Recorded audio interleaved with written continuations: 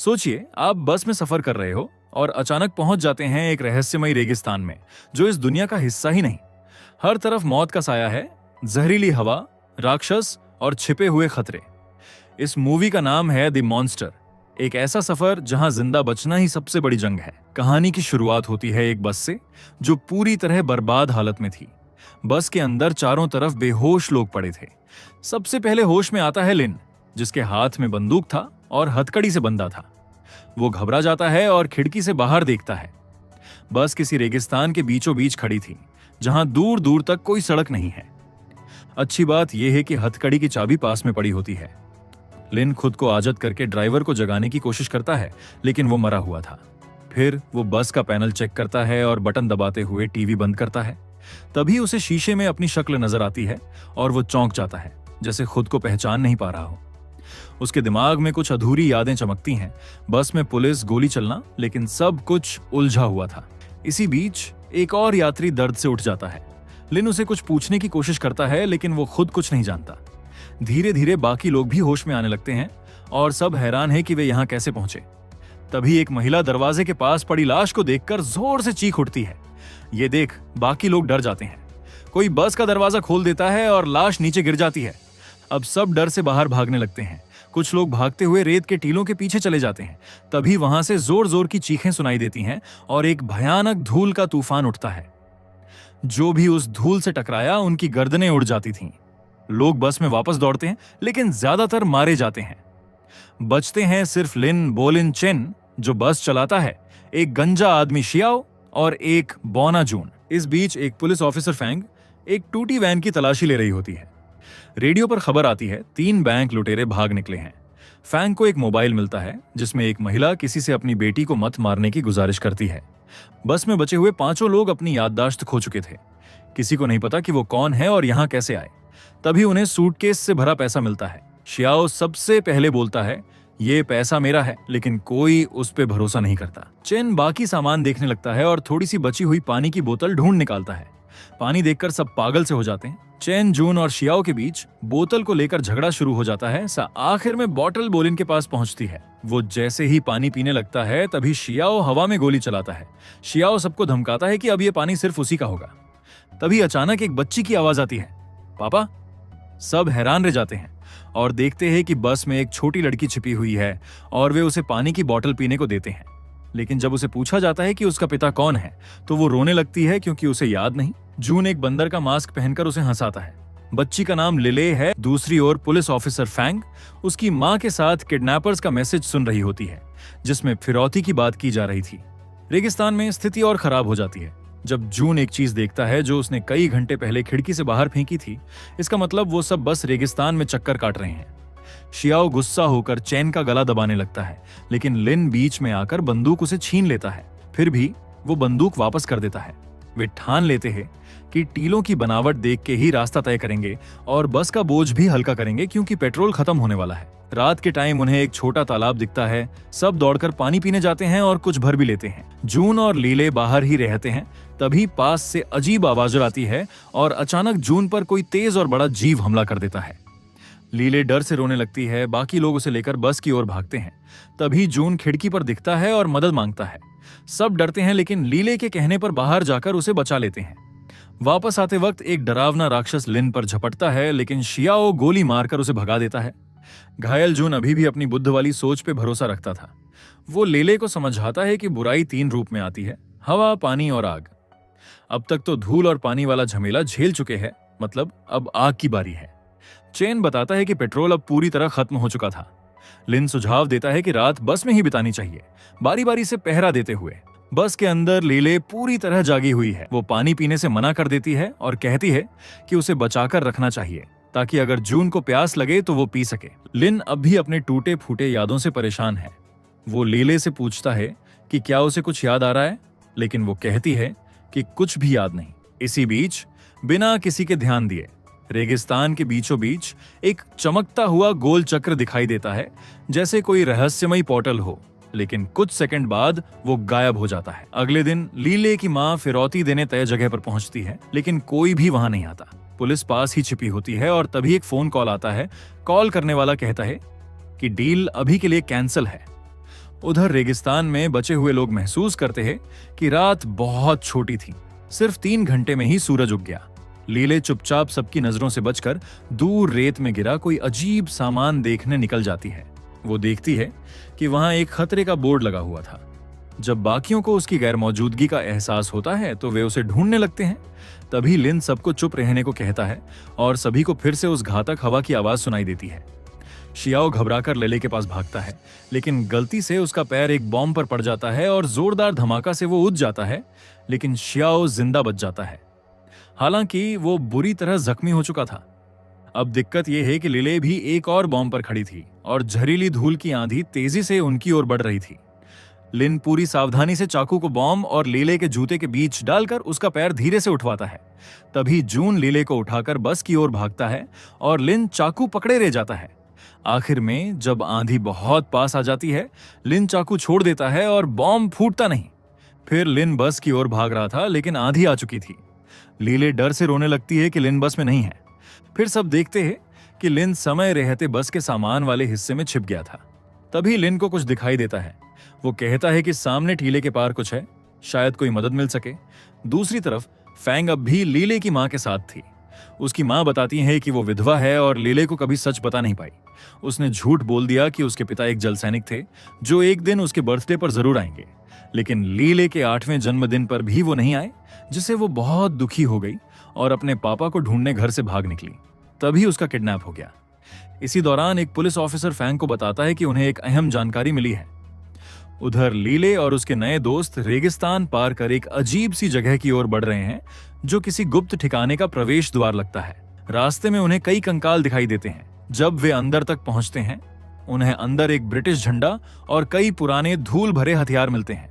Mobile की रोशनी से वे एक दीवार में बने होल की जांच करते हैं। तभी लिन उन्हें एक कोने में कैंड फूड का स्टॉक दिखाता है। सभी भूखे लोग बहुत खुश हो जाते हैं। चैन खाना मुंह में डालते ही थूक देता है और बोलिन डिब्बे की तारीख देखकर चौंक जाता है।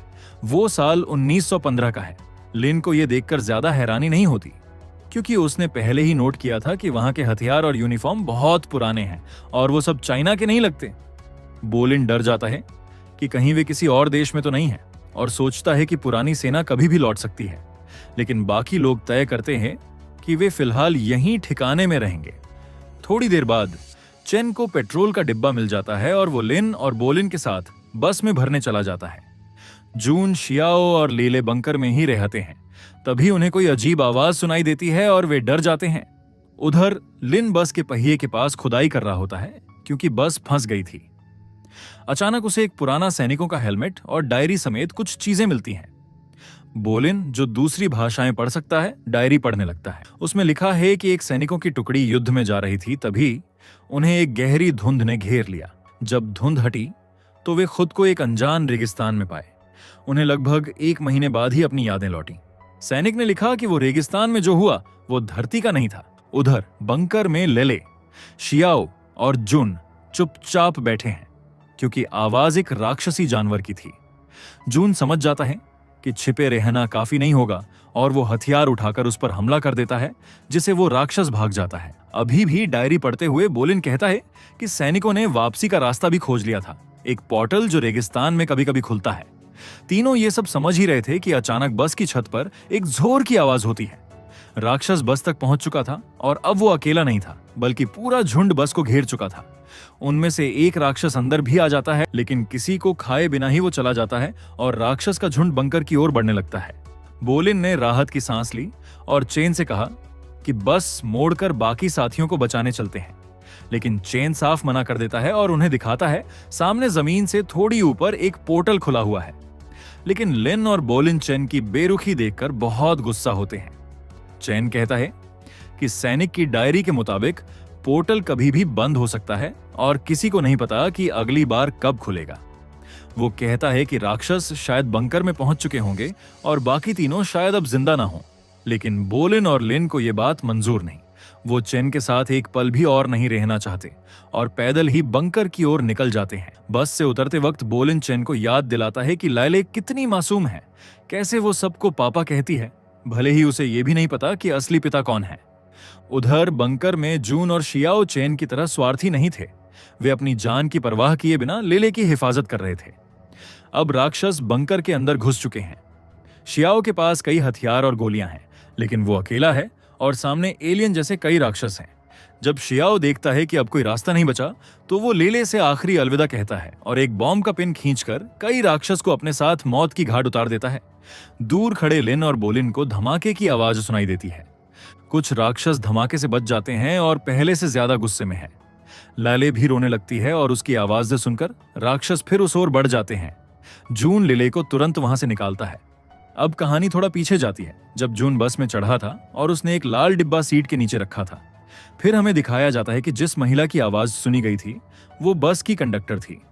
उसकी जून से बातचीत वही है जो पुलिस ऑफिसर ने वायर टैप के जरिए सुनी थी।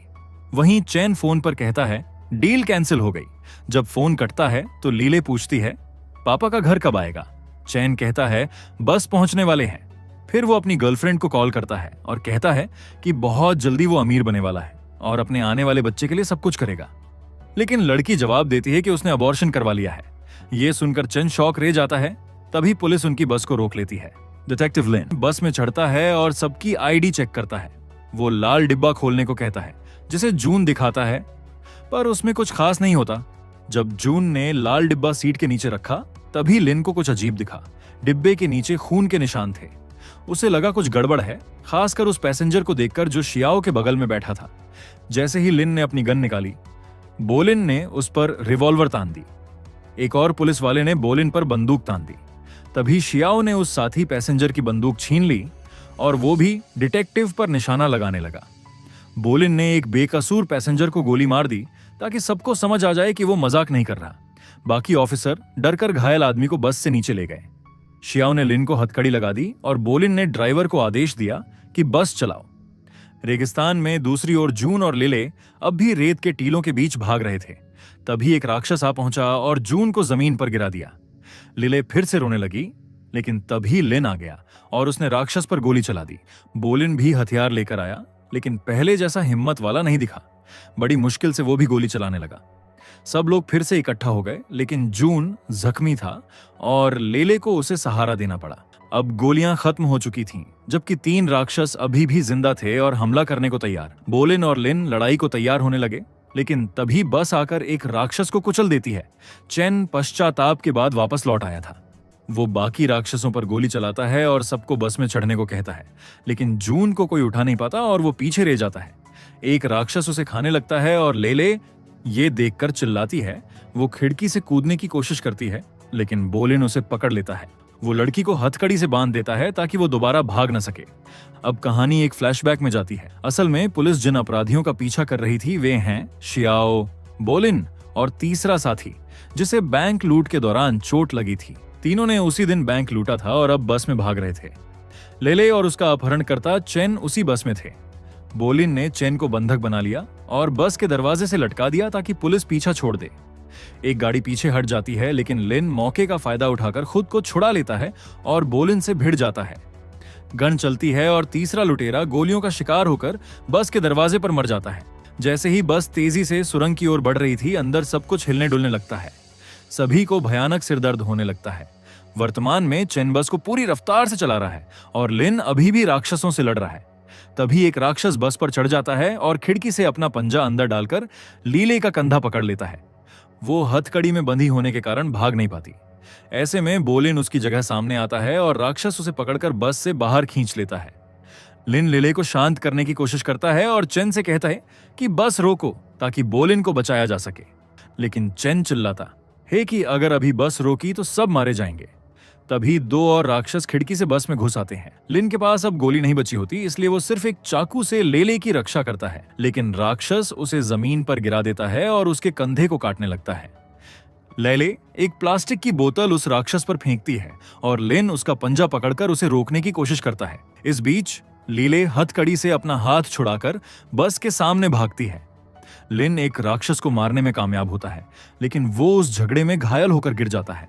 अब लेले और दूसरे राक्षस के बीच कोई नहीं बचा। चैन मिरर से सब देख रहा होता है और आखिरी पल में स्टीयरिंग छोड़ देता है और राक्षस को पकड़कर खिड़की से कूद जाता है। अब बस में सिर्फ लेले बची है। तभी जोर की आवाज होती है। उसका सिर दर्द से फटने लगता है और सब कुछ धुंधला हो जाता है। बस पोर्टल से गुजरती है और वापस पृथ्वी पर पहुंचती है। पुलिस अब भी टनल के बाहर इंतजार कर रही होती है और बस टनल से बाहर निकलती है, जिसमें से सिर्फ लेले उतरती है। लेले की माँ उसे गले लगाने दौड़ती है, लेकिन घबरा जाती है जब लेले उसे पहचान नहीं पाती। पुलिस बस में जाती है और कहती है, किसी को लिन की मदद के लिए बुलाओ, वो अब भी जिंदा है। इसी के साथ ये मूवी यही खत्म होती है। आप कमेंट करके बताइए आपको ये मूवी कैसी लगी। इसी तरह एक बेहतरीन एक्सप्लेनेशन के लिए हमारे चैनल को सब्सक्राइब और एक लाइक जरूर करें।